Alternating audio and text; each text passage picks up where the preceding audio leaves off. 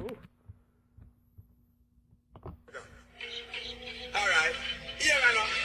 Oh, na, na, na, na, na, na, na, na, na. Oh, na, na, na, na. MyT Season 3.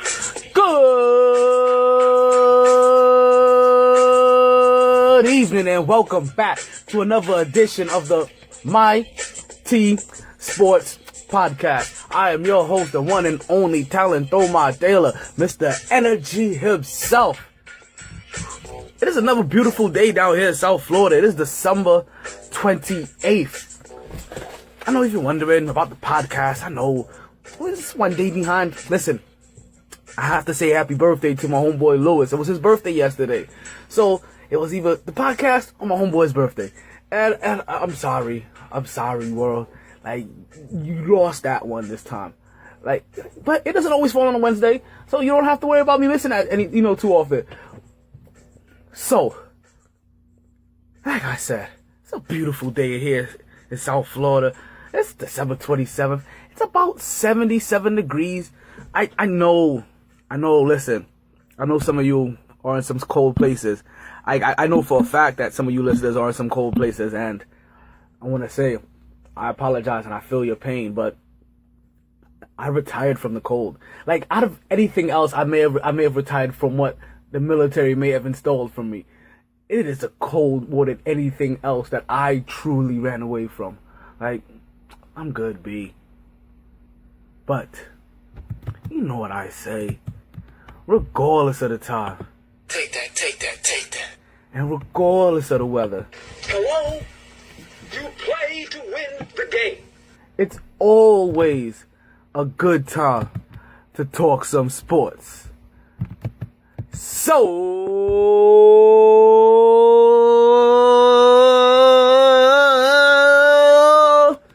let's start talking. Woo! Back at it like a sports fanatic.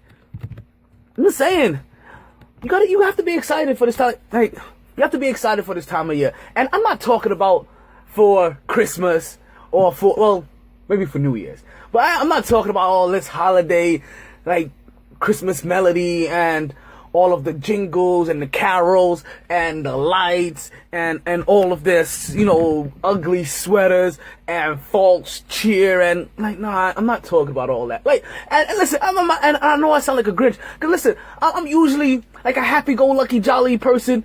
Anyway, I know in the airways it may not come across that way. I know it may seem that I'm a little bit more irate with the sports world than I am with that I come across. But listen, I don't have time for the season. Like, I don't feel for the decoration. Now, not for nothing, I will decorate my butt off for some Halloween. But also, it's one day. Like, you put maybe a week. You put it up, bam, it's up there, bam, it's down. Maybe it's a whole month. This whole listen, man, I just prefer Halloween. Maybe because in me, like, instead of like dressing in an ugly sweater, I'll rather put on some kind of costume and role play. Like maybe that's what it is, and maybe that's what it is for some of you other people too. Maybe you really do enjoy the role playing, whether you have the guy that likes to cross dress, or the guy that dresses like Mr. T, or the guy that dresses like Hugh Hefner. Or the guy that dresses like Cisco, or the guy that dresses like, I guess that's enough of the guys, or the girl that dresses like the slutty nurse, or the girl that dresses like the slutty doctor, or the girl that dresses like the slutty Wonder Woman, or the girl that dresses like the slutty Avatar, or the girl that dressed. You see what I'm getting at here, right? So that's kind of what happens. So like we enjoy the role play a little bit more. But you know what? Let's go into these sports. Let's get into where we were supposed to talk about, right? Because we all came here for one reason and at all, and that was to talk sports. This isn't a pop show. This isn't your A&E kind of thing. Like you're not gonna get all kinds of pop culture. We're here for the sports. So First of first things first. I have to say congratulations, and I am a little behind on this because I've mentioned it in the opener and I have not given them their credit. So, first things first, let's congratulate Gino Auriemma for getting his 1,000th win in NCAA history, or in NCAA period. And granted, Gino is the fastest person to do it in NCAA history. Like, granted, he's not the only person to get to 1,000 wins, but he is the fastest person to get to 1,000 wins. But it wasn't just him that got to 1,000 wins that night, as he is the head coach of the rival Connecticut Huskies, or whatever they call themselves. But also, the North Carolina Tar Heels, Silva Hatcher, got her 1,000th win as well. Earlier that night, actually. So she technically got it before. She got it earlier the night before Gino, but she didn't do it quicker than Gino. So definitely want to give big shouts out to both of them. All right, let's give them their fair round of applause.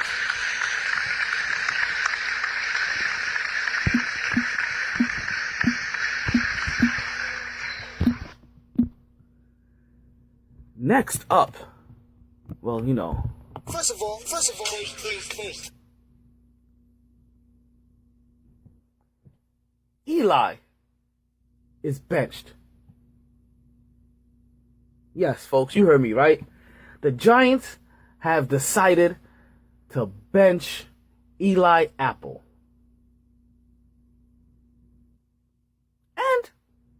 And at the same time, listen, Eli Apple, if you haven't heard, he's just been from quoting his teammate himself, he has been a cancer in that locker room.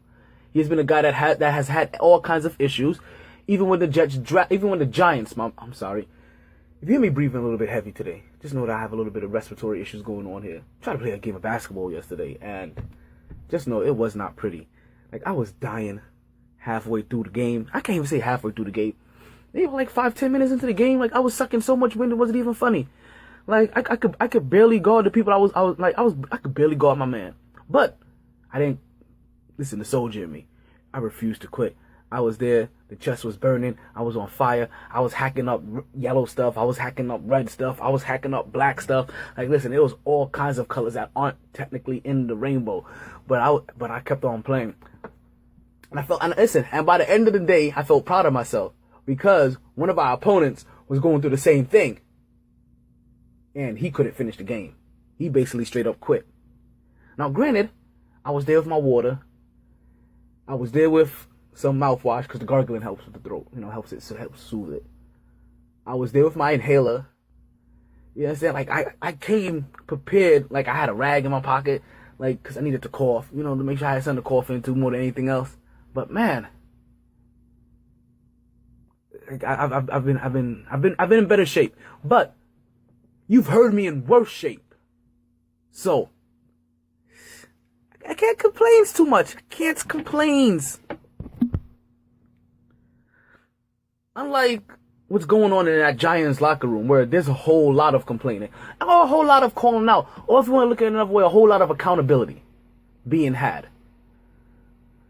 And in the next step towards that accountability, the New York Giants, and this just happened within the last, what time is it now? Like 10 o'clock at night, Eastern time? So I want to say this happened within the last 3-4 hours. The Giants, so this is breaking news, right? This is breaking news. So let's give you some. The Giants hired a general manager, Dave Gettleman. Now, if you're wondering who Dave Gettleman is, or if he slightly sounds familiar, it's a guy that, one, if you're a Giants fan, you should know about this guy because he's a guy that used to work in your organization before. Depending on how deep of a Giants fan that you are, to know where he would have had his footing inside the organization. But even more recently, or even what he's more famously known for, would be the fact that he was the general manager of the Carolina Panthers. Part of that same class of guy, the same guy that was a harsh negotiator with Josh Norman, something to take account for as you guys have negotiations coming up with Odell Beckham. Kind of a no-nonsense guy, kind of a guy that everybody said wasn't really a player's kind of general manager. If you remember, that's what he really got let go for, is that in the midst of having a personality like Cam Newton there, and even Josh Norman there at the time, and all of these other guys, something that they said is that he wasn't really, that people weren't surprised that he got let go. He wasn't really a people person, but he put a hell of a team together around Cam Newton. So, Giants, once again, there's something that you know for sure has definitely happened in your locker room, and it's that your locker room has become combustible, completely combustible. But right now, the Jets' locker room is better off than your locker room. And you can't say that on most years. So, the fact that you're now getting a guy in there that is going to almost come in there and be what Tom Coughlin is now for Jacksonville. Because remember, I've said this all year, and I preluded all of this sometime last year. Let's see what that Giants locker room or atmosphere, that Giants culture was going to turn into once they let rid of Odell, once they let rid of Tom Coughlin, and they decided to side with the guy like Odell Beckham that gets into fights with nets on the sideline, that loves to throw temper tantrums. I'm just saying. So if you're trying to quickly get back that locker room and get that winning culture back, I'm saying getting Dave Gettleman is a step in that right direction for the New York Giants. And who else? What else happened out there? James Harrison. Wait, sorry, my fault. James Harrison goes to the Patriots. And if I've said it once, I'll say it again. The New England Patriots are going to win a Super Bowl again this year. And Tom Brady's going to go down in history as one of the few and see, this is actually how you do that. Because Tom Brady now has, 4 or 5 championship rings? Is not just getting the one that ties everybody or surpasses everybody, but winning a back-to-back Super Bowl. Because then you're doing something that has never been, that is rarely been done.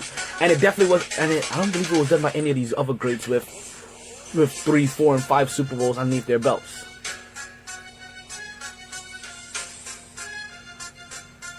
Which is kind of interesting. Ow, my elbow just popped. So he'll put himself definitely in rare air to win back-to-back Super Bowls, as he's already in rare air as it is, as one of the greatest cheaters of all time. And with that, we're going to go into our quick commercial break. You listen to the Mighty Sports Podcast. I am your host, Tyler Tomar Taylor, and you're listening on mytradio.net. Stuck trying to figure out what to do on a Friday again? Well, stop worrying and stop thinking and head down to Capone's nightclub in downtown Fort Lauderdale. This is where you'll find DJ Scepter, mix it in the lounge room, so you can start dancing and start drinking. And we understand, some of you may be an introvert, so you may want to start drinking so you can start dancing. But regardless of what you do, you make sure you do that with DJ Scepter. That's every Friday from 10 p.m. to 4 a.m. Ladies, you bring your sexy. Fellas, you bring your swag. It's going down at Capone's. But wait, there's more. Trying to figure out what to do on a Wednesday? Yes, hump day? You'll find DJ Scepter at O'Malley's from 10 p.m. to 2 a.m. That's right there on 441 between Coconut Creek and Royal Palm Boulevard. DJ Scepter plays everywhere that you want to be. Whether that's a birthday, a wedding, bar mitzvah, quinceanera, proms, corporate events, bachelor or bachelorette parties. DJ Scepter puts a royal touch on everything. And for reservations, just send a simple email to bookings@djscepter.com. That's bookings@djscepter.com.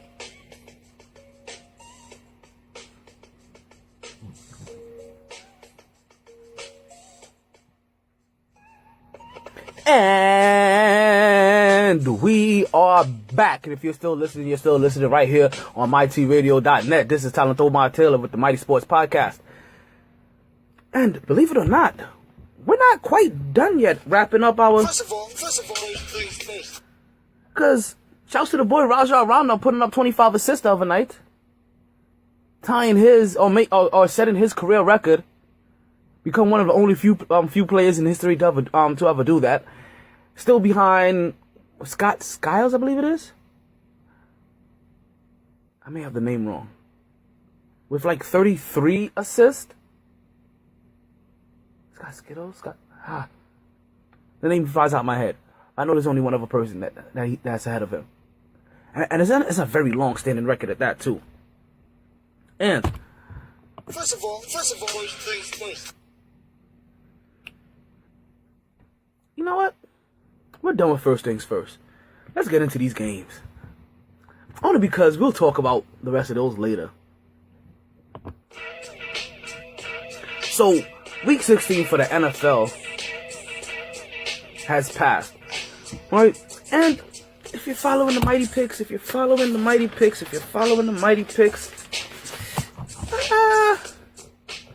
want to say we ain't do too bad. I want to say that we did alright. I want to say that everything that we predicted was okay.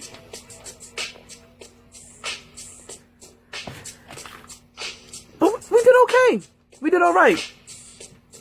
So, very first game was Indiana versus Baltimore, right? We had Baltimore winning that game, and Baltimore did not disappoint as they picked up the victory 23-16. Next up was Minnesota versus Green Bay. We had Green Bay, We had Minnesota versus Green Bay, and we had Minnesota winning that game, and Minnesota made sure that they shut out Green Bay just to prove us right, at a score of 16-0. Next up was the LA Rams versus the Tennessee Titans, and we had the LA Rams going on the road and pulling up the upset in Tennessee, as both teams were playing for some kind of playoff contention, at least positioning, and the LA Rams came up with a victory 27-23. Buffalo Bills went into New England to take on New England, and as predicted, the New England Patriots beat them 37-16. We had Chicago taking on Cleveland, and as Cleveland hasn't been shit all year, they remain to not be shit, whereas they lost that game 20-3. Next up, we had Atlanta taking on New Orleans, and we had that high-flying Drew Brees and the New England Saints winning that game, and they did not disappoint as well as they beat the Atlanta Hawks 13-23. Next up was Detroit versus Cincinnati, and this is one of the first games that we actually lost, because Detroit always finds a way to disappoint, and Cincinnati always finds a way to just make you scratch your head and be like, oh yeah, this team kind of was good a couple years ago. As we picked Detroit to win that game, Detroit did disappoint us. Fuck you, Detroit. Cincinnati wins that game 26-17. Next up was Tampa Bay versus Carolina, and we didn't think that Tampa Bay had a snowball's hell in chance, but actually they were within a field goal range of winning that, of actually being able to take that game into overtime and giving themselves a chance to win, as they lost that game 19-22. In other words, we were right. Next up, we had Miami taking on Kansas City. We had Kansas City winning that game, and Kansas City put a spanking on the Dolphins and turned them into raw tuna, folks, as they beat the Miami Dolphins 29-13. Next up, we had Denver taking on Washington. We had Denver winning. Hold on, just marking them for you. We had Denver going into Washington and winning that game, and Denver disappointed us, as they had disappointed their whole entire fan base this whole entire year, as they have lost that game 27-11 to Washington and Kirk Cousins. As listen, Kirk Cousins may be a free agent after this year, so if you're a team that's looking for a quarterback like Denver, that may have been a game that may have been an audition. Next up, we had the LA Chargers going up against the New York Jets. And yes, folks, you might as well say I'm a homer, but I still didn't pick the New York Jets to win that game. I had San Diego beating the New York Jets, and you know what? Even though my Jets let me down, my pick didn't, as the LA Chargers won that game 14-7 over the New York Jets. Next up was Jacksonville versus San Francisco. And listen, even though we thought that Jimmy G was going to be a G, we still thought that Jacksonville was going to have enough to pull out that victory. No, Jimmy G was a G, and he was able to pull off the victory 44-33 over Jacksonville, folks, as Jimmy Garoppolo remains undefeated for the season. I was about to say his career, but I think he's lost one game. I want to say he's lost one game, but that may also be the game that he was injured and taken out of. So who knows? Come back here, you.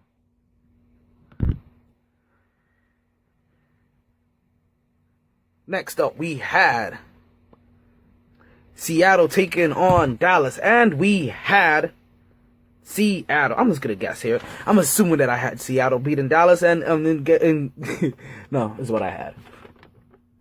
We have Seattle beating Dallas 21-12. Next up was Giants versus Arizona, as we had Arizona putting a spanking on the Giants, and the Giants came up small as they were one of two teams shut out yesterday, or in week 16 of the NFL, 23-0. Next up was Pittsburgh versus Houston, and as we haven't picked Houston to win the game, maybe again when they played Cleveland, since they have lost their rookie star quarterback Deshaun Watson. They did not disappoint, and they decided to lose the game without their star quarterback Deshaun Watson, and they managed to lose that game 34-6 at home.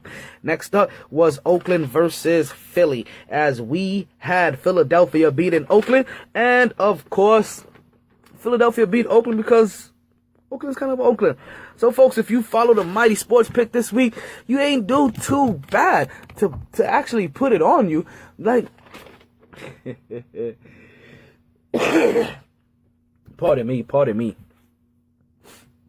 To actually put it on you, I mean, listen, like, you may have had a come up on this one. And talking about come up, like, oh man, we have a new special drop that was inspired by a good friend of mine. Really hope you're listening, because speaking of come ups,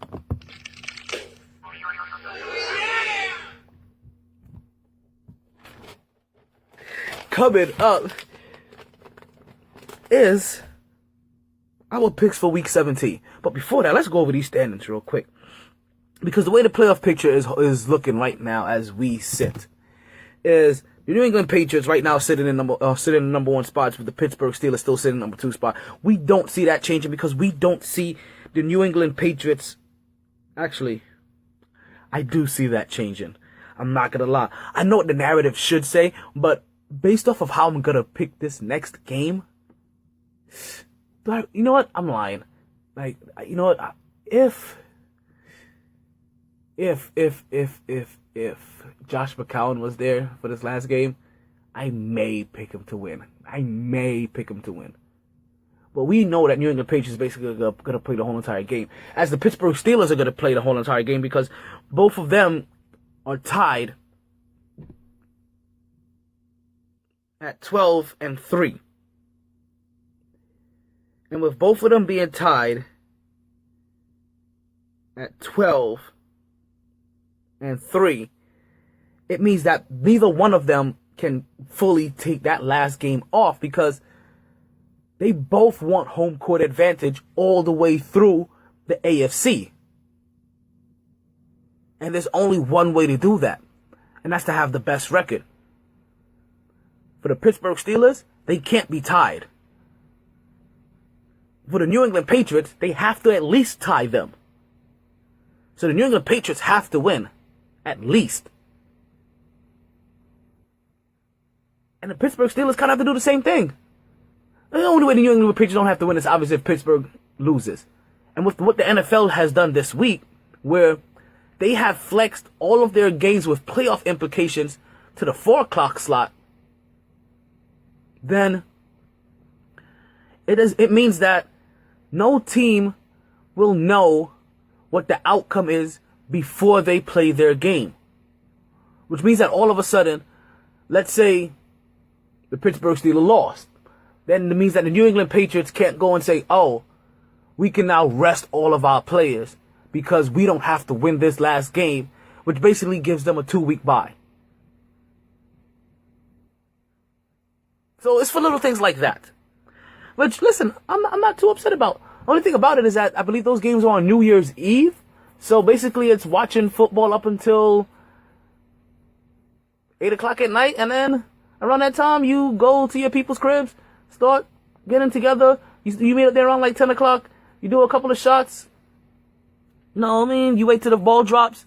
You drink some champagne.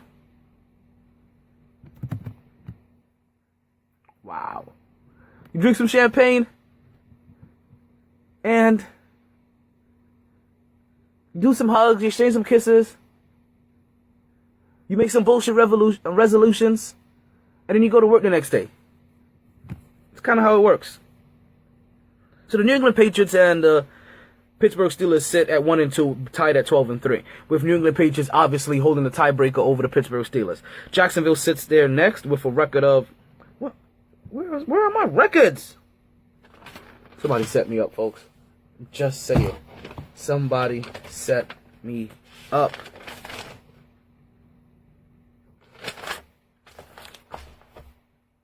Well, let's just continue here.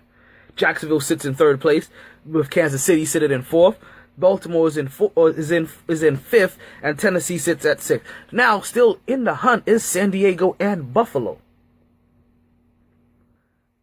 Miami's out of it completely, and so is a slew of all other teams. Also sitting on the bubble, but in the NFC, or the Seattle Seahawks. Listen, I'm a little groggy off cold medicine. Bear with me here.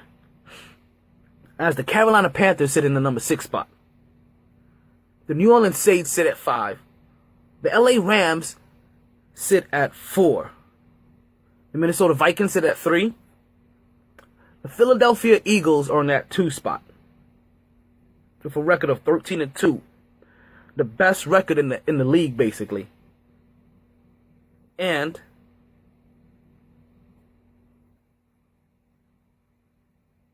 with no quarterback anymore, which has to be so depressing. To go 13-2, to possibly go 14-2, even if you finish at 13-3, to not have your starting quarterback anymore, to help finish this run, it has to be catastrophic to the psyche, especially when you have a team like Minnesota that has functioned without their quarterback all year, but with a quarterback. Like sitting on their third, basically. Remember Teddy Bridgewater, Sam Bradford, and now Chris Keenan.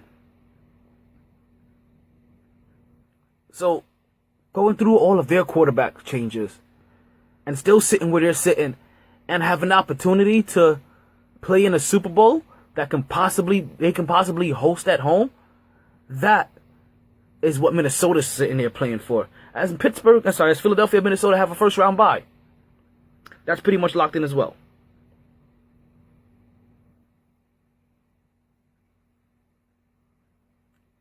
So when we come back from our commercial break, we're going to get into week 17, the final week of the NFL. Also, to the demise of a lot of people, the final week of fantasy football playoffs. And you know what? I am going to tell you guys here and here only. So if you haven't heard the podcast, then you will not find out my determination on if we are going to change up the playoff system. So, right here on the Mighty Sports Podcast, you've heard it here first. For everybody in my fantasy league, who everybody should be listening to the podcast anyway, it lets me realize the kind of assholes you are. Yeah, we're going to change the playoff system.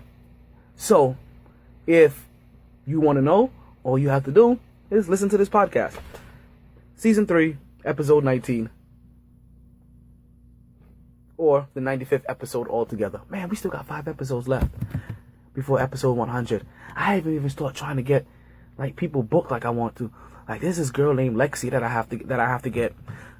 I need to get an interview with. But listen, we're building some things. I'm trying to get a logo done up before that time comes around. But listen, we're going to go to commercial break. When we come back, we get into week 17. We're going to get into the NBA.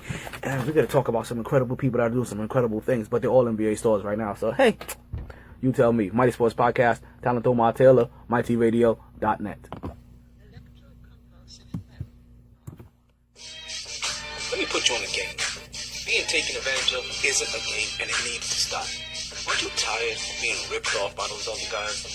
Then head to Multiverse Video Games and get the value you deserve on your games and gaming products. Games cost money, and you shouldn't feel like just giving them away. So why continuously buy a membership for prices and deals that you should be getting anyway? Multiverse Games not only has fair pricing and great trading deals, Multiverse has a wide variety of games, not just all your popular next-gen titles, but also all your favorite old-school titles and systems, starting as early as Atari and Nintendo to as current as PlayStation 3 and Xbox 360, and yes, that does include PlayStations, GameCubes, and Xboxes in between. They've been family owned and operated for over 10 years, just off the intersection of 180 37th Avenue versus Registry Plaza. That's conveniently located at 830 Northwest 183rd Street, Miami Gardens, Florida 33169. Believe it or not, just 5 minutes from Sun Life Stadium, $7.90 the ticket, and oh no, let's not forget Tootsie's Adult Entertainment Center. Multiverse Games, where you save more so you can play more.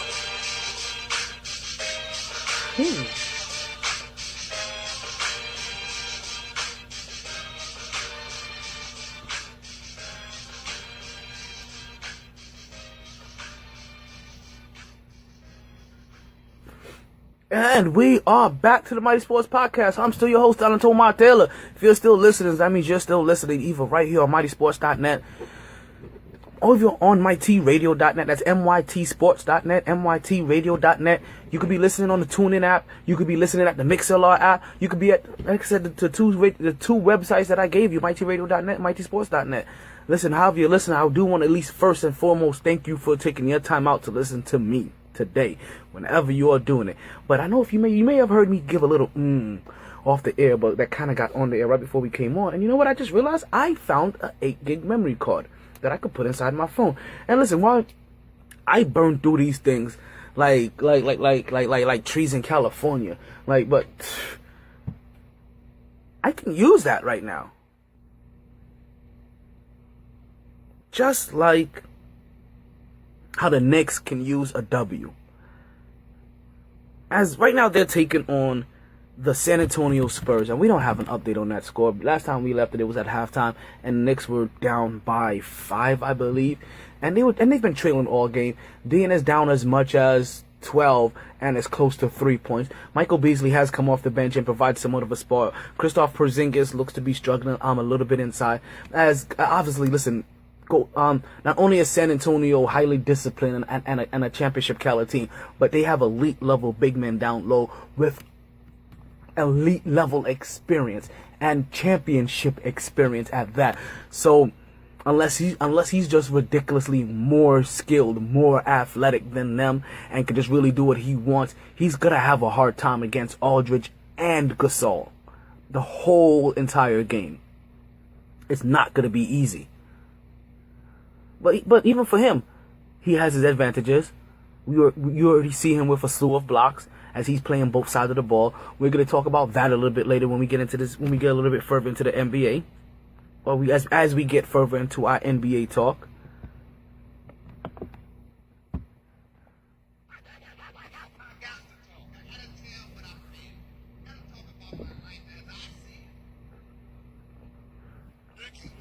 So as I said right now, the New York Knicks are taking on San Antonio Spurs. But let's talk about how they did last week. Last week they had 4 games. One against Boston, one against Detroit, and one against Philly. Actually, that's only 3 games.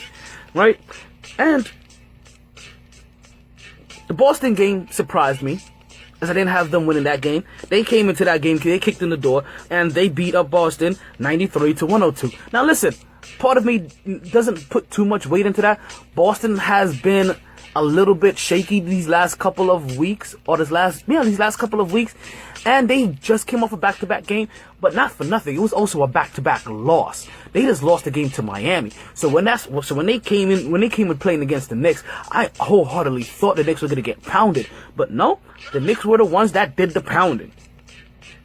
Next up, the New York Knicks took on the Detroit Pistons as they lost that game in Detroit 101-104. And then was the Christmas Day game with Philadelphia 76ers. And folks, listen, can I tell you about these NBA Christmas games? I am so impressed by them. All of the games that night. Obviously, except for the last game, which was more a showcase of young talent and trying to get LA out there more than it was anything else. Because in any given night, we know that Minnesota is heads and shoulders better than what the LA Lakers are or was going to be even by the time I believe the schedules came out. But we're talking about the matchup between Philadelphia and New York. And that game, New York lost 105 to 98. But that was a close game all the way into the end. If I'm not mistaken, one of these games may have even went into overtime. If I'm not mistaken, that is. But that was your theme for all of the games that night, which made me pose a question to myself, which eventually ended up me posing a question to the Twitterverse, right? And to the mighty army. And I had to do a poll. And that poll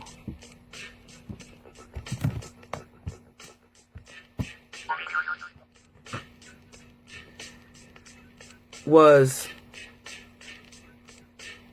which holiday is better? Or which sports franchise is giving you the better holiday games? Is it the NBA or is it the NFL? Are you digging better the NFL's Thanksgiving Day game or the NBA Christmas games? And I'm going to tell you, I am much more entertained by NBA Christmas games. And I was much more entertained. And listen, it could be because it just passed. And so I'm remembering it more. But I'm trying to think of even the years past. Even the commercials building up to it, the games that we get. Because you have to figure, while the NFL likes to hold off their championship matchup to like the first game of the season, why not have that? Why not have your repeat of your last Super Bowl on Thanksgiving if you're the NFL? Why not have a repeat of what was an AFC matchup? You know what I mean? One of the AFC playoff games, one of the NFC playoff games, or even better, between two of the teams that were playoff contenders last year. Like, I think that they need to take the NBA's little philosophy, which I think they're moving towards, and start flexing a little bit more games into Thanksgiving instead of every year just giving us Detroit and fucking Cowboys.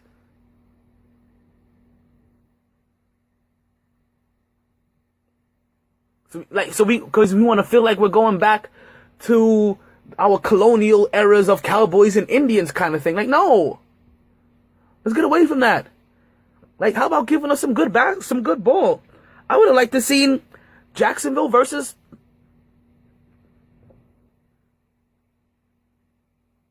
I'm drawing a blank. The LA Rams. I would have liked to see that. Why would I not, like, next year not want to see, like, if we don't get it this year, right? Like, if we don't get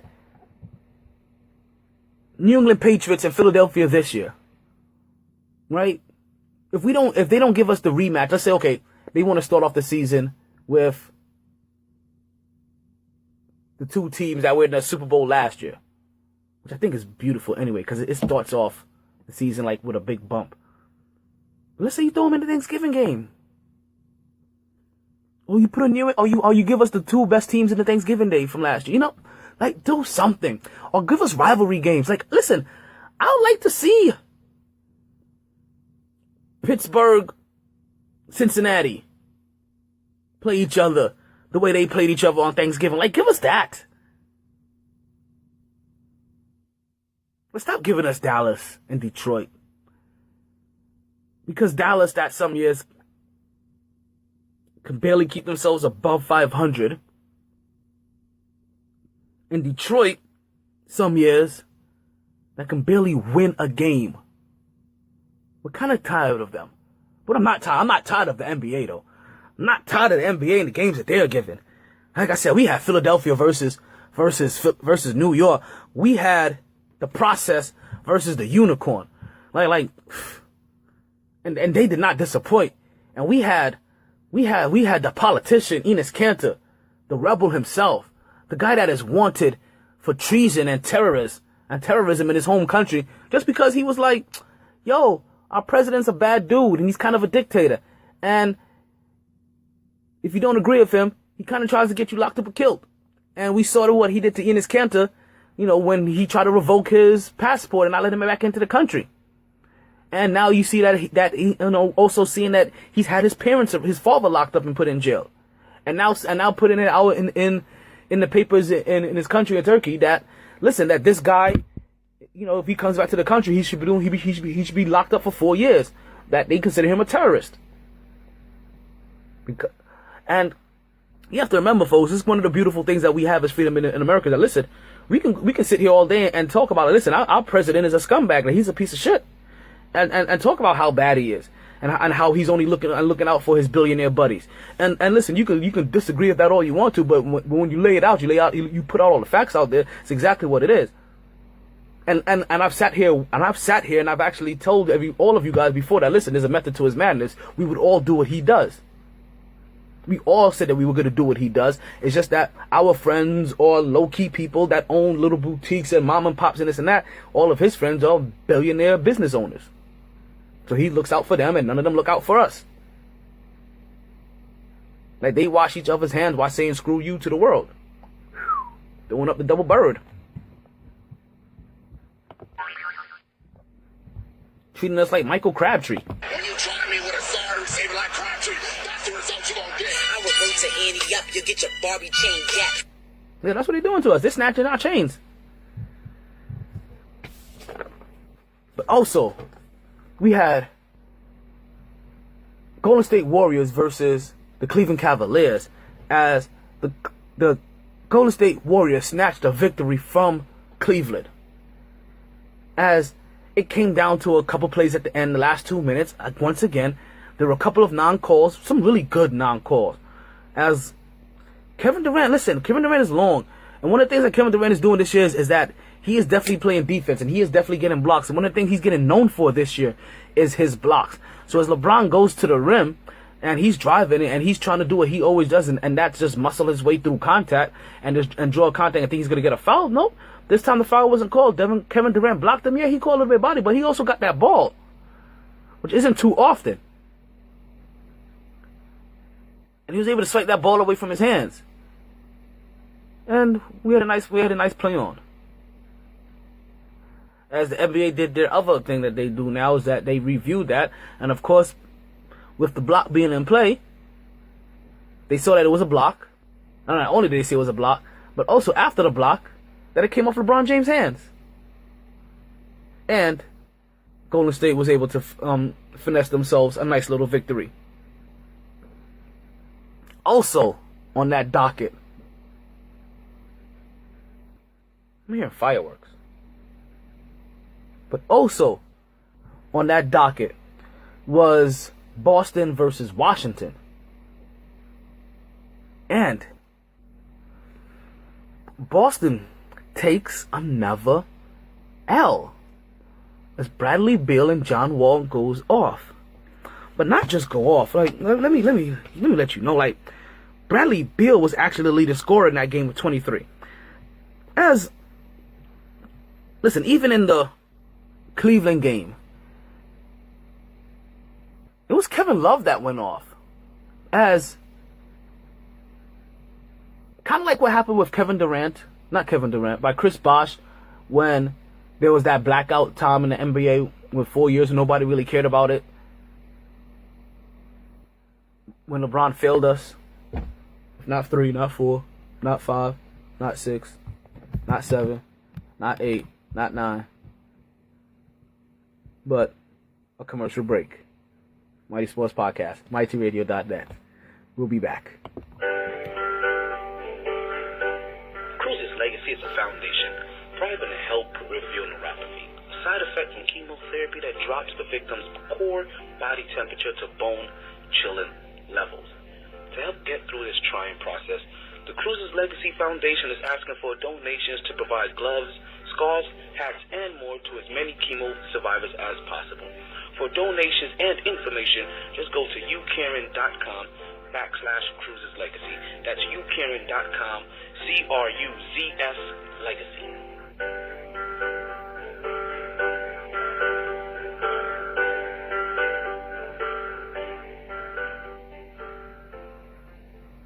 And we are back. And while we are back, can I make a quick correction on that Cruz's legacy commercial promo? It is not actually, as we're always finding out more information as we continue to do our research. It's actually not something that drops the core body temperature. What it does is that it damages the nerves to an extent, is that they become hypersensitive. So regular air feels chilling to them.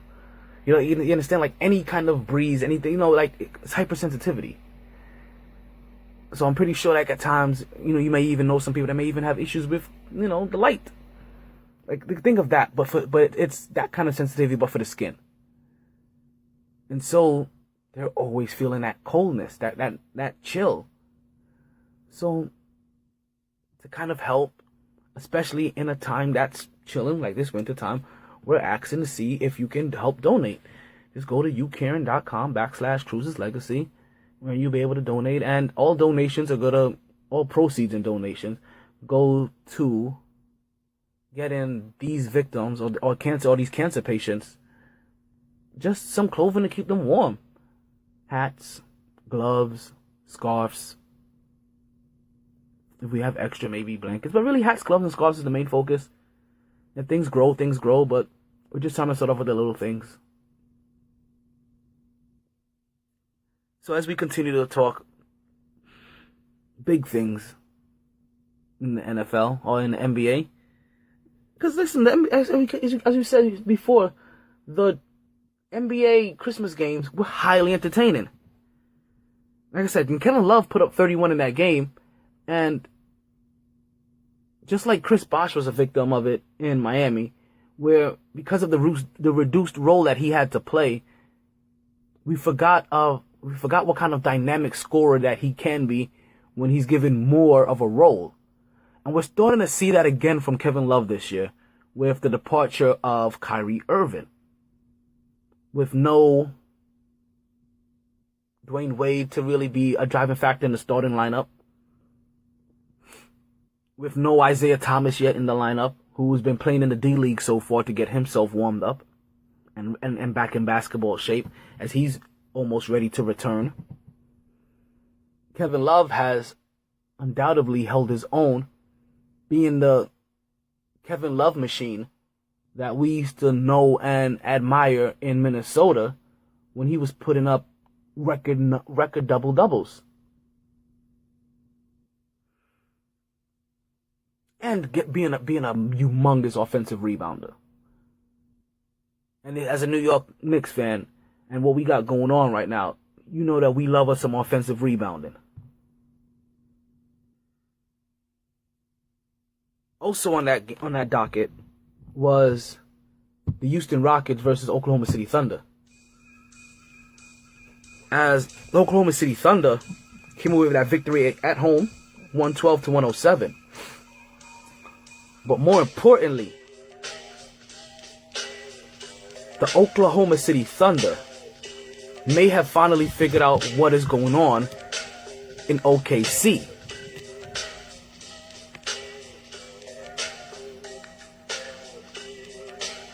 Since the month of December, they have won 12 of their 13 games. I'm sorry. They're 12-3. They've won 12 out of 15 games. They find themselves no longer on the outside of the playoff picture, where they were the worst team in their division, sitting in the number 9 spot. Now, you find Oklahoma City kind of where you thought they were going to be when they put this team together, and as they continue to get better at that. And that is right at number 5 right now. sitting right below Minnesota, just by about 2 solid games. A little way still from San Antonio, but not outside of catching distance. As we're 35 games in the league, or 35 games into the season.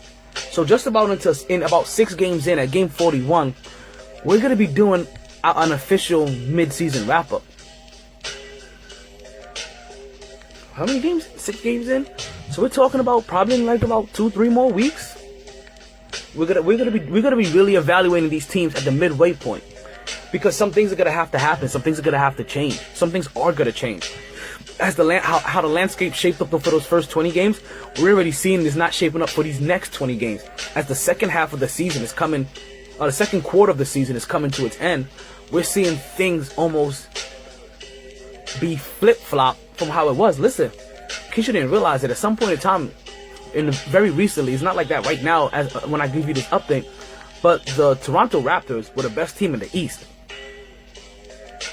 Yes, folks, the Toronto Raptors had the best record in the East for a very small time period. But it was still long enough for them to catch my eye again.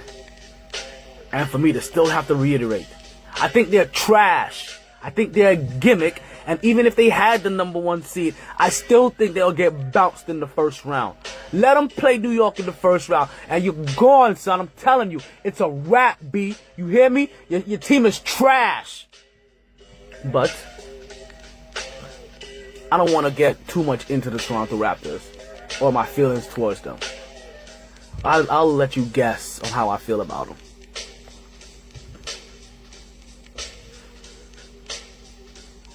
But Oklahoma City Thunder are finally doing what they need to do. As Russell Westbrook put up 31 points that game. James Harden put up 29. Houston Rockets are struggling again without Chris Paul, as they went on that 14-game winning streak without him, and with him. They went on a 14-game winning streak with him. They had only 3 or 4 losses without him, and now you've seen them pick up almost as many losses since he's been gone already. Chris Paul was crucial for that team. We're gonna give you the numbers later, just to let you know how dynamic some of these teams are, and why you should even be surprised how well some of these teams are doing. Or not surprised, or surprised. Listen, we gotta get some number crunching. And as we already told you, the last game on that docket was Minnesota versus LA, and that game was more to show off the young stars like Karl Anthony Towns, like Alonzo Ball, like Kuzma. Cooler than the cucumber Kuzma, who, oh my God, this kid is gonna be good. And I don't know if part of this is from the fact that, now listen, I look forward to watching Kuzma versus Devin Booker. That's kind of where it is right now, as far as young talents go. And then, of course, we all know that there's a bunch of people with young talent in Boston. I can officially start hating on Boston. You guys all know what's going on up there.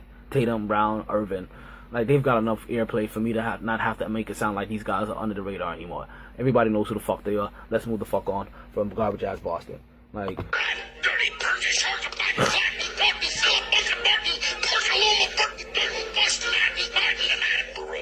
So yeah, Minnesota beats LA Lakers at home, in LA, I should say, 121-104. And things start shaping up for the NBA, right? As we kind of told you briefly before, Boston Celtics right now sit at number 1 spot, right? But that's because Toronto Raptors ended up losing the game. And Toronto Raptors were sitting as one of the only team in the East with single-digit losses. That's what that time period that they were sitting there at the top of the East.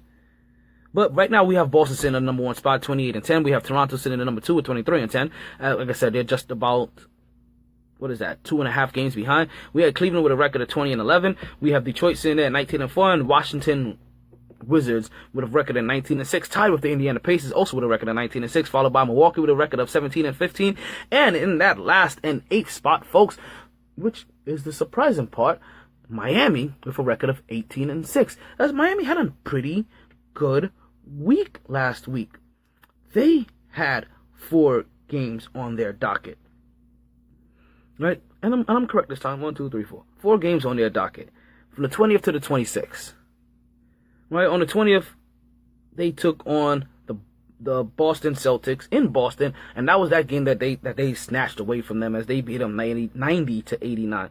Next up, the Miami Heat took on the Dallas Mavericks on the 22nd, and they beat them 113-101 on the 23rd. So they had a back-to-back. They lost to New Orleans. But we said it was a back-to-back, but they were in Miami, so there's kind of no excuse for that. But they still lost to those two Twin Towers, 109-94.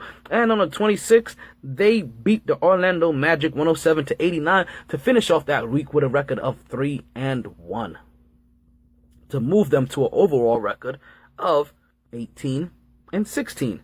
Above the New York Knicks, who have a record of 17-17 after their abysmal week where they only came away with one victory, and that was against the Boston Celtics. Because since then, New York Knicks have taken on the Chicago Bulls on the 27th. They've already lost that game. As the Chicago Bulls are putting together a few more victories, as they've gotten back their boy Mirotic, who was out, remember, because he got Geno Smith.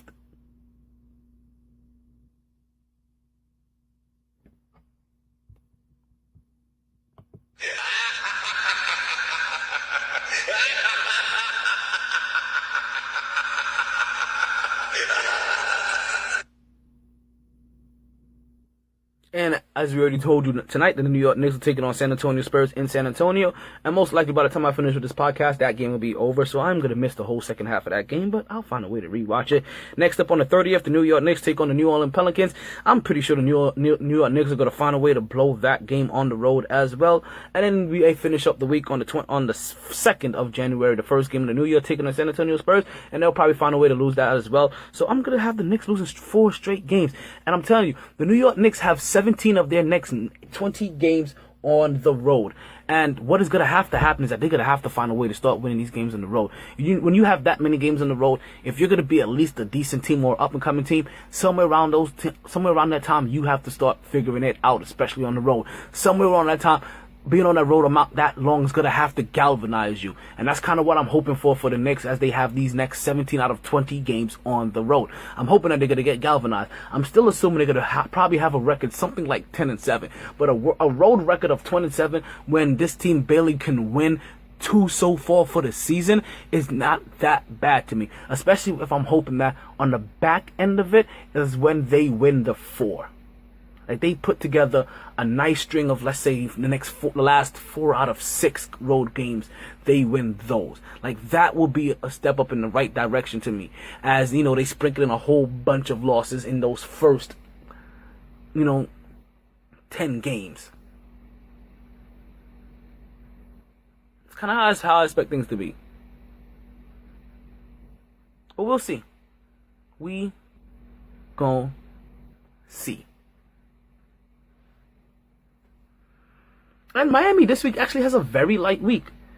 They take on the Brooklyn Nets tomorrow night, Friday at 8 o'clock, which is a game that I will be attending. So it's Brooklyn in the house without a doubt. If you have not heard the heavy Brooklyn theme today. But yeah, folks, we will be at that game. The Mighty Sports in all of its glory is going to be there. I'm going to be seeing my boy DJ Scepter, as you always hear me mention him over here on the podcast. He will also be in the house as well, DJing at that game. So if you ever get a chance to, come and see Mighty Sports.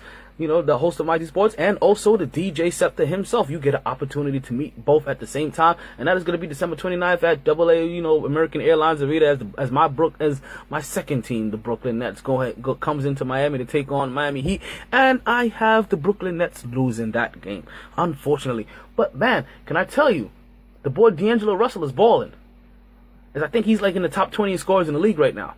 Boy D'Angelo Russell is balling, which I'm happy to see.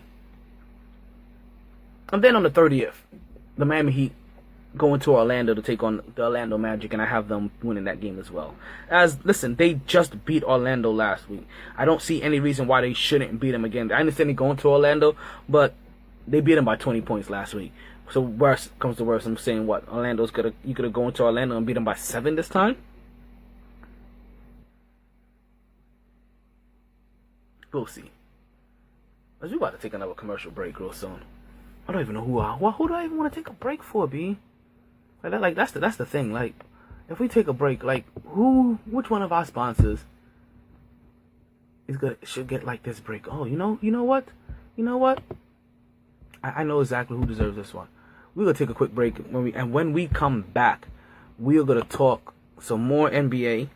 We're gonna get into a couple of these leaders around the league, and get into some of the incredible thing that is going on around the league, because some of these boys are really balling, really balling, and some of the numbers that they're putting up is probably gonna surprise you. We still have our picks to do for Week 17, the final week of the NFL, and which is gonna lead into almost, like I said, next week. We get to do our playoff picks next week, right before everything starts and gets into the grit and grime of it. So as we said, this is Mighty Sports Podcast. I am still your host, Alan Tomatela. You are listening on myt-radio.net.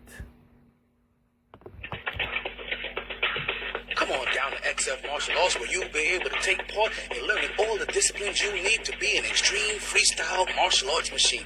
Whether it's taekwondo, karate, yoga, summer, spring, or fall, XF Martial Arts has it all.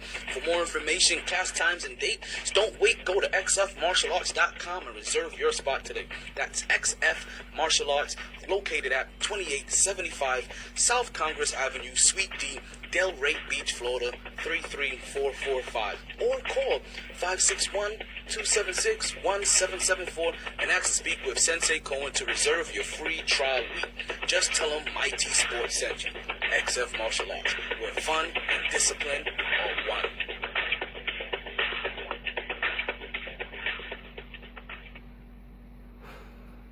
And we are back. Still the Mighty Sports Podcast. I'm still your host, Alan Tomatela.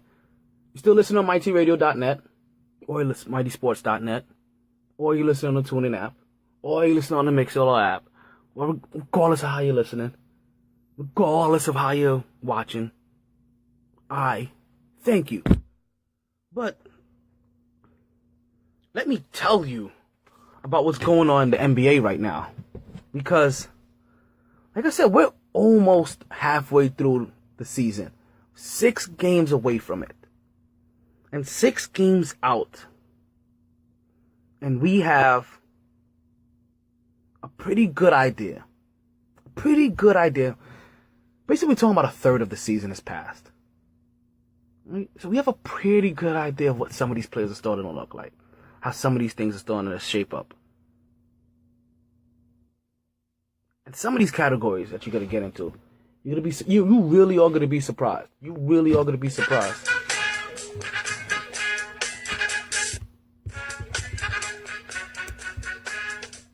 About how some of these are. And some of these guys you're not going to be surprised about. Like, the fact that James Harden is a scoring leader right now, you shouldn't be surprised. He's putting up 32.4 points a game. Maybe that's the surprising part about it, that he's averaging over 30 points a game. And as we already know, he's going to be one of the higher assist leaders in the game. Still trying to work on that MVP status. He may just get it this year. Following him is Giannis Antetokounmpo with 29.5 points a game. After that, we have the generous King LeBron James. You know, he really is the generous king. And talking about the generous king, we have another poll going up right now. And that is LeBron James a generous king? Basically, under his watch, everybody gets a ring. He is the Oprah of the NBA. You get a ring. You get a ring. You get a ring. You get a ring. Everybody gets a ring. That's him. So we have a poll up, right? Is LeBron James a generous king? Yes. Your options are yes, no, I love polls, or he's needed some help. He's always needed some help. LeBron James needs help. As LeBron James sits as the third highest scorer in the league right now, 27.8 points a game, followed by Stephen Curry, who is still out from injury at 26.3 points a game, followed by his counterpart Kevin Durant, who has 26.1 points a game. And if you're a Knicks fan and you're wondering how Kristaps Porzingis is, he is the 12th highest scorer in the league with 24.5 points a game. And listen, I'm not going to leave him out, so just to let you guys know, we're going to come back to some Sorry, it's called Spody Odi Dodi Policious. I like to say Spody Dody Yodi Yodi Yodi Yodi Yodi Yodi Yodi Yodi Yodi Yodi Yodi.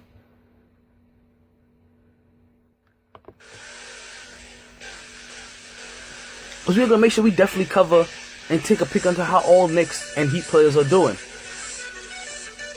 So get ready for 718, matter of fact, 305.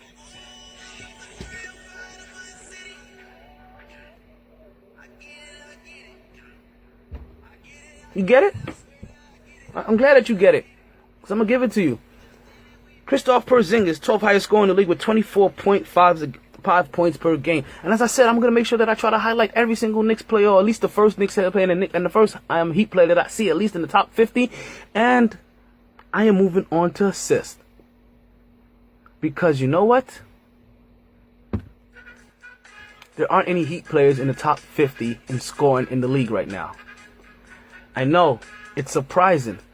One of the things I told you that was going to be surprising is how these numbers were going to play out. Because the fact that the Miami Heat do not have a top 50 scorer in the league, and they are still missing their big man, their star big man. Not one of the top 3 best big men in the league, but a good star of a big man, a guy that has worked himself into a star. He's not in the league, but at least for his team. The fact that they don't have Hassan Whiteside, the fact that their star player, their best player, their catalyst, the thing that helps that engine grow and grow, is not there. The Miami Heat sits at number 8 spot, better than the New York Knicks, catching up on teams like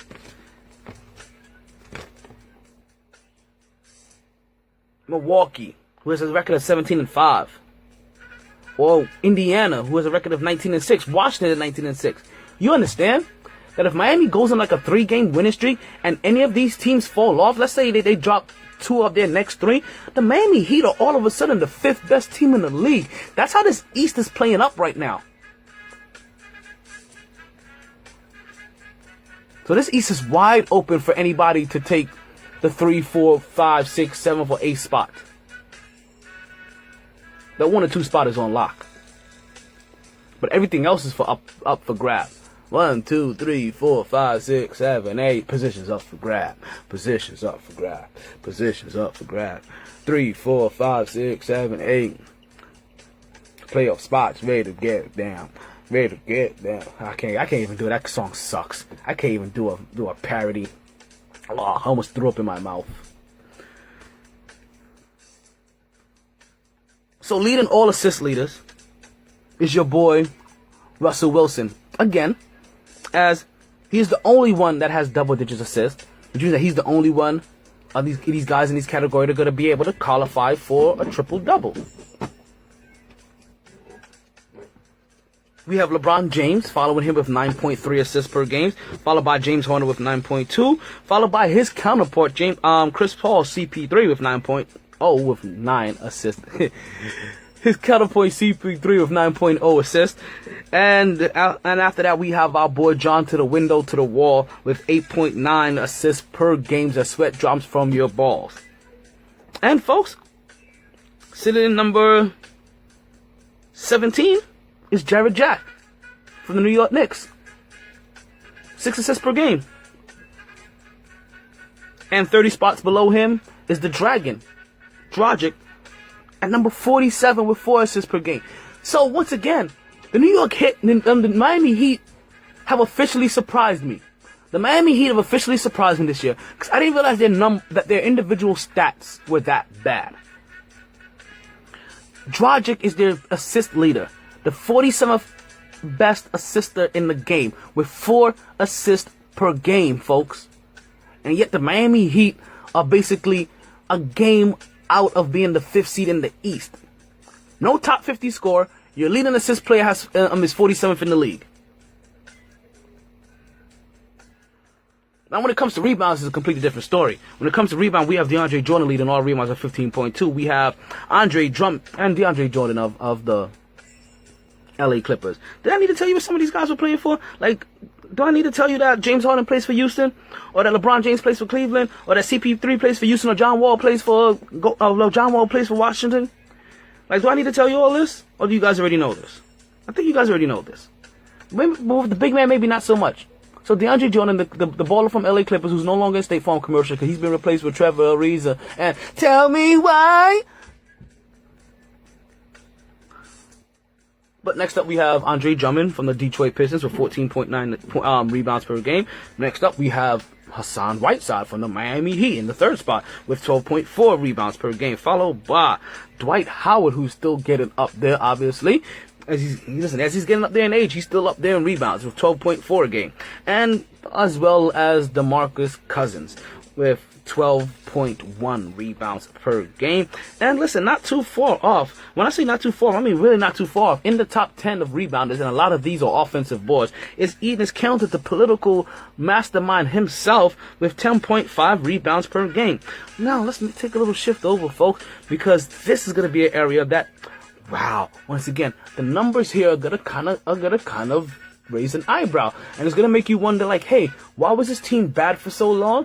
But maybe it explains them how they've managed to not only get better, but why there was always that little beacon of hope. You may already realize who I'm talking about, but in case you don't, let me let you know who the steal leader is in the league, folks.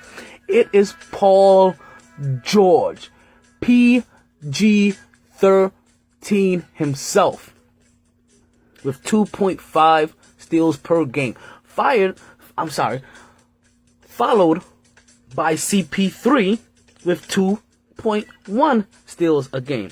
And then Paul George's counterpart, his teammate. And we all know it's not Carmelo Anthony, so guess, yes, folks, it is Russell Westbrook with 2.1 points per game. So I'm pretty sure that Russell Westbrook is also a top 10 scorer in this league, right? Because I didn't decide to track his points. He's also the best assister in this league, and we also have him here as the third best stealer in the league. And I guarantee if I looked a little bit hard, I probably could have found him in the top 10 of rebounds as well.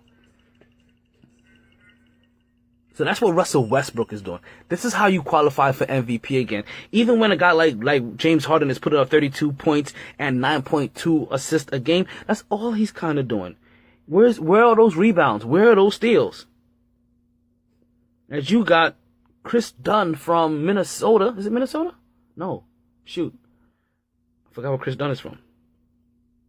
But you got a rookie like Chris Dunn getting better steals than you with exactly 2 steals per game. You have Ben Simmons with 1.9 steals a game. And if you're wondering, Knicks fan, where we lie at, we lie at 28th. Courtney Lee, 1.4 steals per game. And Miami Heat, you're 20 spots below that with 48. And that's by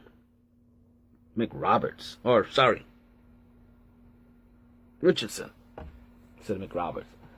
So that's how bad it's in Miami. And yet, Miami still manages to have that 8th spot as if they have no care in the world. That they really play like with no worries. But don't worry, we're going to get into the NFL real soon. And blocks, folks. We have Miles Turner with 2.4 blocks per game. We have Kevin Durant, folks. Kevin Durant is the second leading blocker in the league with 2.3 blocks per game. If Kevin Durant gets those rebounds up and can manage to get double-digit rebounds in the game, we may be listen, his MVP talks are gonna be just as fierce as well too. Listen, some of these people are gonna have to set their game up. Like LeBron James is gonna have to average a double-double. He's gonna have to put up those 10 assists. He's gonna have to get it. His team is gonna have to start hitting some shots. We have Rudy Gobert also in the block leader with number 3, 2.3. We also have Knicks fans Kristaps Porzingis sitting at number 4 with 2.1 blocks a game. That's one of the things that we can love about our unicorn. Not only does he play offense, but he also plays defense. And we see it in his rebounding. We see it in his blocks. 2.1 blocks a game ties him with Anthony Davis from the New Orleans Pelicans with 2.1. And if you're wondering where your boy is at, Miami Heat fans, Hassan Whiteside is sitting at 1.5 blocks a game. And you know what? I had to write something down for myself. I wrote a little note why at my other job today. I mean, the job that helps fund this job, I should say. So let's call it the money machine. When I was at the money machine earlier today, I saw somebody named Shan Tuesday. Yes, folks, SHAN Tuesday. One whole entire word. Shan Tuesday. And it made me wonder, do we have other kids named Shan Monday, Shan Wednesday, Shan Thursday, Shan Friday, Shan Saturday, or Shan Sunday? Or did you just leave it at Shan Tuesday and realize that you possibly were raising a stripper? What kind of name do you give a child named Shan Tuesday? Like, seriously? Like, I have a hard enough time with there being a last name named Saturday. You just gonna give me a Shan Tuesday? But it's like how I was given a Shan Tuesday today. I'm gonna give you these picks for this up and coming NFL week. I told you not to worry. Things were gonna come. The sun was gonna look up tomorrow, but you don't have to wait that long. I'm gonna give you this today. Anything that I miss in the NBA world that you guys want to talk about. And once again, if you ever need to hit me up, you can find me on Twitter, myt-sports on myt-sports on Twitter. You can find me on Facebook at myt-sports. Hit me up on there, send me a direct message, give me a contact, anything that you want to talk about, any topics that you want to tackle. Listen, we will incorporate your topics into this show. Just the same way that we incorporate these polls into the show. Just like we wanted to figure out, listen, we told you that Oklahoma City has gotten things figured out. And we basically told you from a long time ago that to get things figured out, that Russell Westbrook needed to be Russell Westbrook and let everybody else catch up. You can't be that kind of caring. You can't be that kind of sharing. And you heard Carmelo Anthony say, hey, if I score 6 points a game and we win, I don't give a fuck. So Russell Westbrook, go out there and do your thing. Paul George, go out there and do your thing. Melo wants to be Hoodie Melo. Hoodie Melo is just basically Olympic Melo with a hood on. Because Melo can't be Denver Melo. He's not that dude anymore. So when we did the poll that asked you who was to blame, if it was Russell Westbrook, Carmelo Anthony, Paul George, or the head coach, listen, a couple of things did not surprise me about this poll. What did not surprise me was the fact that Paul George came away this unscathed, folks. Not one single vote for Paul George.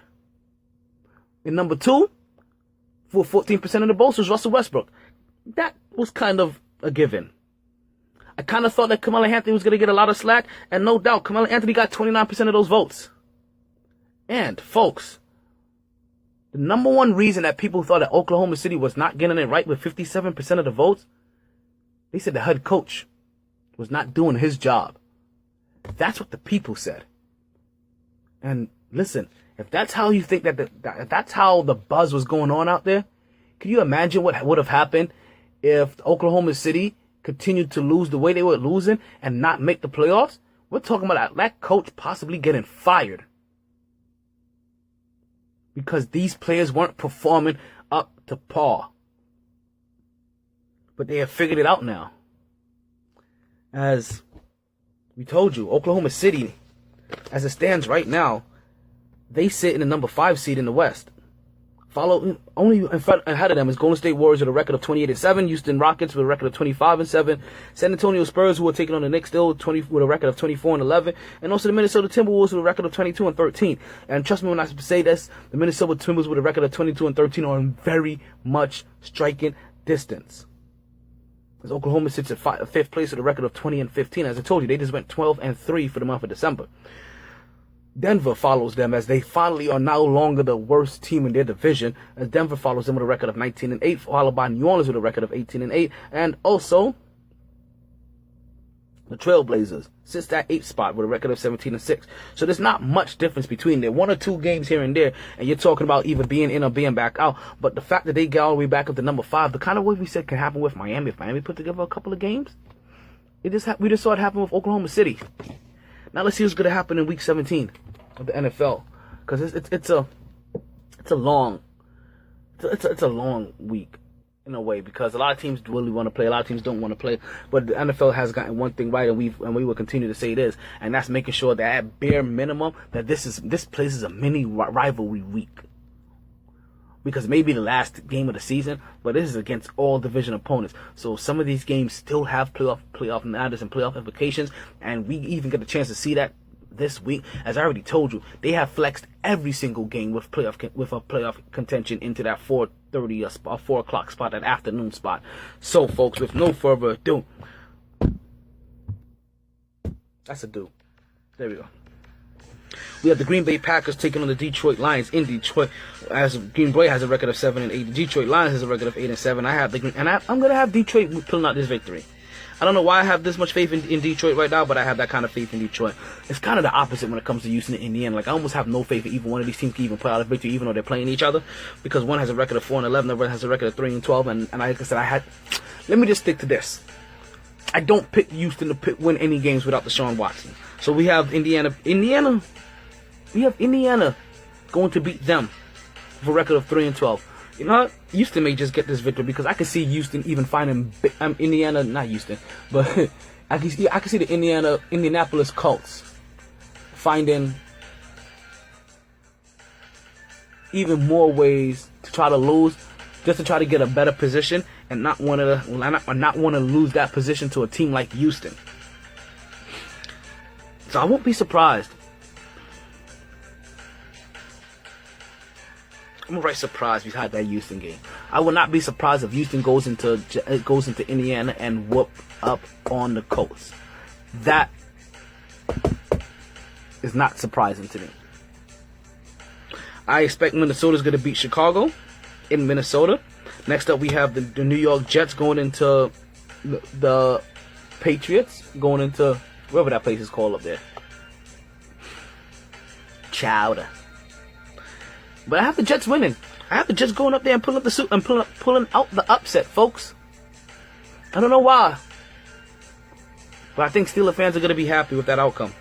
Next up, we have the Washington Redskins taking on New York Giants. I have Washington Redskins beating up the Giants. The Giants will only have 2 wins this season. I think that's exactly how they're going to finish off the season. We have the Philadelphia Eagles taking on the Dallas Cowboys in Philadelphia. We have the Philadelphia Eagles pulling out that victory. You can tell how heavy I am in my basketball mode right now.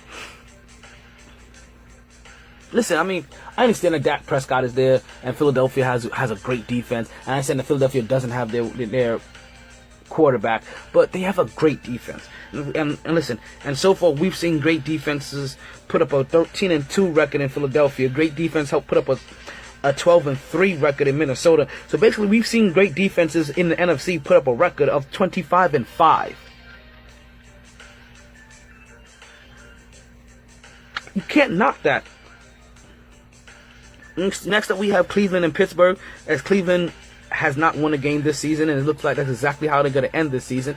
As, if I'm not mistaken, I think I heard that their general manager or their coach or something like that said that if they lose, they're going to jump inside the Hudson River. So gets to jumping, my friend, as Pittsburgh is going to come out with that victory and improve their record to 13-3. This is why it's imperative that the New England Patriots beat up on the Jets this week, because if they don't, they lose that number 1 spot. And what they don't want to do is lose their number 1 spot. And part of the reason why I do have my hesitation, because if Josh McCown was the one that was starting for the New York Jets, maybe, just maybe, I would say this with a little bit more conviction. I have a lot more heart into this. Really, this is just a homer in me saying this, and really the one that wants the New England Patriots season to be spoiled in any way, shape, form possible. Next up, we have the Carolina Panthers taking on the Atlanta Falcons in Atlanta. And listen, this is twofold for me. I want Carolina to beat Atlanta, because I also want to see what happens if Seattle gets in. Because the fact that Atlanta, who was just in the Super Bowl, cannot even make the playoffs right now is also something to be had or said about the military, about the NFL. The way they have turnover from year to year to year to year, and the fact that the New England Patriots can manage to be one of those teams that are always there. I mean, Kansas City has been able to make it there a couple of years, but Kansas City is so gimmicky with their scoring and their offense and everything else that it's almost a given that you know that they're gonna lose a disappointing game. Come on now. Between Kansas City, let me see, Kansas City is going to take on who? They'll take on Baltimore. Are you telling me that that if Baltimore takes on, oh my God, Baltimore? Joe Flacco's still a crook. Even though the poll came back and said that Joe Flacco was not a thief, with a percentage of 56% of the voters voting for yes and 44% no. It makes me realize that, listen, a lot of people probably wanted to say yes, but they looked down like I did, and they saw, well, he's kind of in the playoffs again this year, so maybe he's not so much of a crook. That's very borderline. That may be the closest poll that we've had.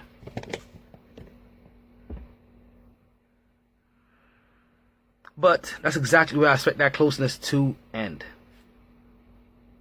So, not even that. I expect Baltimore to actually win.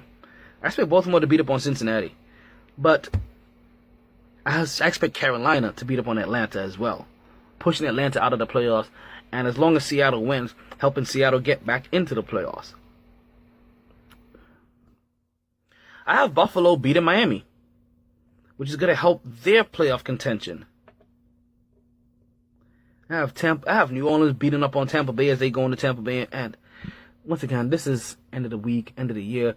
Look, I wouldn't be surprised if this is the final game and Jameis Winston finally decides to stop being so timid. I was just having this discussion again. I think we've had this here already on the air, that Jameis Winston is becoming a really, really, really big disappointment. The fact that two guys that came into the league a year later than you, a year after you, not only has their team, you understand? Like, we're talking about Jacksonville and the LA Rams here.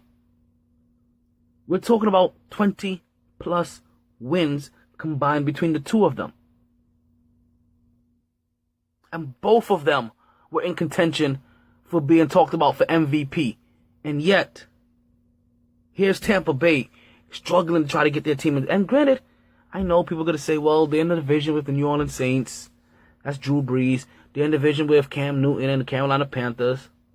They're in the division with the Atlanta Falcons. You understand, like, things are hard.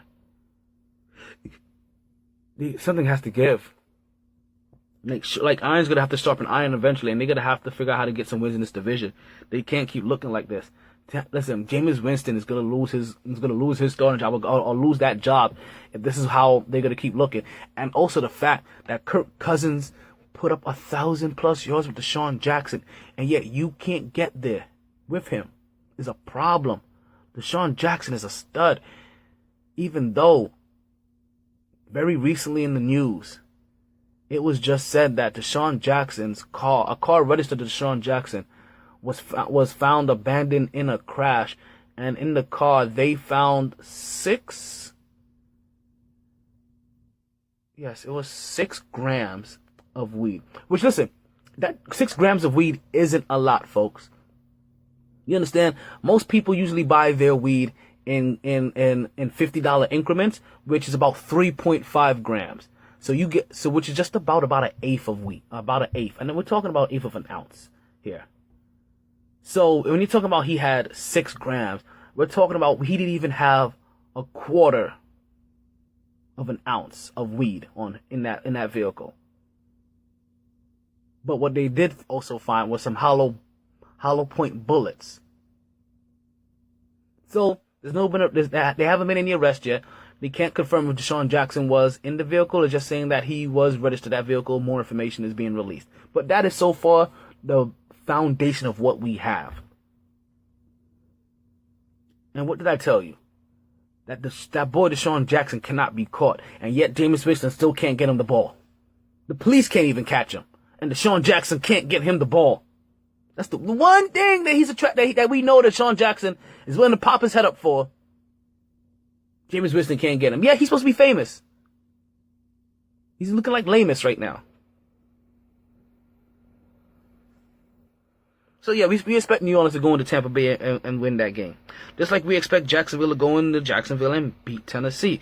Which, listen, I really hope Jacksonville plays all their players, which I'm assuming they will be, because, listen, we're talking about Tom Coughlin here. But a path is being laid for either Buffalo or San Diego to eke into the playoffs. So as we have Jacksonville beating up on Tennessee, we have Kansas City beating up on Denver. Even though, don't be surprised. Denver could come away with a victory here. Next up, we have San Diego taking on Oakland. And just to keep things spicy, I'm going to pick Oakland to win this game at home, which means that San Diego does not make it into the playoffs, which means that Buffalo will make it in. But I really don't think that's going to happen. What I do think is going to happen is that San Diego will probably win, Buffalo will end up winning, Tennessee will end up losing, San Diego has a tiebreaker over Buffalo, and San Diego's going to take that last spot, and we're going to have San Diego taking on Jacksonville in the first round of the playoffs. And next up, we have San Francisco versus the LA Rams. And if LA Rams decides to sit down key essential personnel, we may see Jimmy G go on a 5 or 6 game winning streak to end out his season, and to start off his career in San Francisco. 5 straight victories, 4 straight victories. That's something to hold on to. And last up, we have Arizona taking on Seattle, and we have Seattle winning that game. So, with that said, and we're picking San Francisco to beat the LA Rams. Until we hear further notice that LA Rams are going to play all their players, I am going to assume that San Francisco will come away with this victory. So as we said, like I said, Arizona takes on Seattle, and if Seattle ends up winning that game, and Atlanta ends up losing their game against Carolina, we're talking about Seattle making it into the playoffs. And let me correct something, right? And let me correct something that's been out there to be corrected, because even I have fallen into the trap of saying this, that how quickly we are to call a team the Patriots of the NFC, right? And the team I'm referring to here are the Seattle Seahawks, as they're struggling right now to make the playoffs, right? Which is factor number one, because we've never seen New England Patriots struggle to make the playoffs as long as they've had 2 key players, their quarterback and their head coach. Regardless of how they've changed out wide receivers, no matter how many tight ends have come in there, no matter how many running backs, defensive linemen, defensive ends, linebackers have come in there, there's been 2 consistent things, that quarterback and that head coach. And as long as they've had that, they've had double-digit victories, and they have had a stronghold over the division for the whole entire 2 freaking decades. So when we call a team like Seattle the NFC version of New England Patriots, that's really giving a discredit to New England Patriots. And I'm not the one to ever say that we're not giving the New England Patriots enough credit. But also, it's super boosts the Seattle Seahawks, because you have to realize we're only talking about them doing this for 4 or 5 years, where they're consistently making the playoffs. The New England Patriots have done it for 2 decades. Let that simmer in until the next time we talk on the Mighty Sports Podcast, which is basically going to be 6 days from now. So I am your host, Omar Taylor. One last time, you're listening to Mighty Sports Podcast on myt-sports.net or mytradio.net. But either or, I thank you. So please stay tuned, stay blessed, and don't stress, especially over the opposite sex. That shit will give you gray hair. And I'm gonna thank you as we continue to go on this journey, when one hand washes the other and both wash the face, as we try to get a clear viewing of this endless rat race. I am Omar Taylor, and I'm out of here. And also, sorry, boys. All the stitches in the world can't sew me together again. Lay down. Always knew I'd make a stop there, but a lot later than a whole gang of people thought. Last call for drinks. Bars closing down. Sun's out. Going for breakfast. Don't want to go far. Rough night. Tired, baby. Tired.